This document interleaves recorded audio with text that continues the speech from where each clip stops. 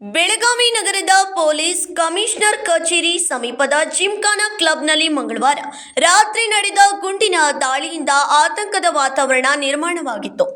ರಮಿ ಆಡುತ್ತಿದ್ದ ವೇಳೆ ಸುರೇಶ್ ಜಾಲಗಾರ ಎಂಬಾತನ ಮೇಲೆ ದುಷ್ಕರ್ಮಿಗಳು ಹತ್ಯೆಗೆ ಯತ್ನ ನಡೆಸಿದ್ದಾರೆ.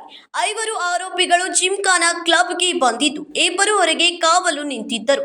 3 ಒಳಗೆ ಪ್ರವೇಶಿಸಿ ಸುರೇಶ್ ಜಾಲಗಾರನ ಮೇಲೆ ದಾಳಿ ನಡೆಸಿದ್ದಾರೆ.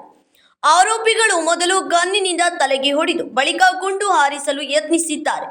ಆದರೆ ಸುರೇಶ್ ಅವರನ್ನ ತಳ್ಳಿ ತಪ್ಪಿಸಿಕೊಂಡು ಸ್ಥಳದಿಂದ ಓಡಿ ಪ್ರಾಣಾಪಾಯದಿಂದ ಪಾರಾಗಿದ್ದಾರೆ. ಸುರೇಶ್ ಹೊರಗಡೆ ಓಡಿ ಹೋದ ಬಳಿಕ ಆರೋಪಿಗಳು ಕ್ಲಬ್ನಿಂದ ಹೊರಗೆ ಬಂದು ಗಾಳಿಯಲ್ಲಿ 2 ಸುತ್ತು ಗುಂಡು ಹಾರಿಸಿ ಪರಾರಿಯಾಗಿದ್ದಾರೆ. ಘಟನೆಯಿಂದ ಕೆಲಕಾಲ ಪ್ರದೇಶದಲ್ಲಿ ಭಯದ ವಾತಾವರಣ ನಿರ್ಮಾಣವಾಗಿತ್ತು. ಘಟನಾ ಸ್ಥಳಕ್ಕೆ ನಗರ ಪೊಲೀಸ್ ಕಮಿಷನರ್ ಭೂಷಣ್ ಬೋರ್ಸೆ ಭೇಟಿ ನೀಡಿ ಪರಿಶೀಲನೆ ನಡೆಸಿ ಅಧಿಕಾರಿಗಳಿಂದ ಮಾಹಿತಿ ಪಡೆದರು. ಇದೇ ವೇಳೆ ಪೊಲೀಸರು ಸುರೇಶ್ ಜಾಲಗಾರನನ್ನ ವಶಕ್ಕೆ ಪಡೆದು ಕ್ಯಾಂಪ್ ಪೊಲೀಸ್ ಠಾಣೆಗೆ ಕರೆದೊಯ್ದು ವಿಚಾರಣೆ ನಡೆಸಿದರು.